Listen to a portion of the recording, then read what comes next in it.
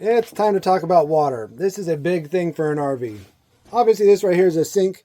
This guy's pretty cool. I actually recommend you travel with it up just because it could drip a little bit and go down.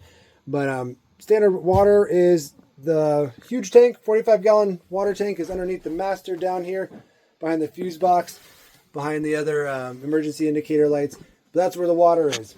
Currently, you'll look over here and you'll see water pump. That's this guy. It is off. So if I turn the sink on right now with the water pump off, it might trickle out a little bit, but you have nothing pushing the water through the system. That is why you need the water pump. So you turn this on. On. You won't hear anything initially, especially if there has been no water emptied from the system while the water pump was off.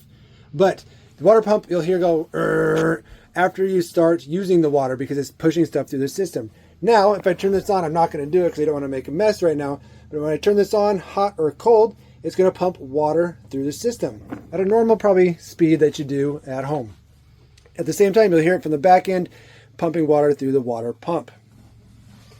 So that's water pump. I highly recommend you don't leave that on when you're traveling. It's okay if you do. I mean, that's not the end of the world. But again, if you travel, like an accident happens and you spring a leak, any kind of leak anywhere, that water pump is going to run nonstop until it's empty. Water pump senses pressure when there's nothing else to push or there's not water escaping, it will stop. But if water is escaping somewhere, it will continue.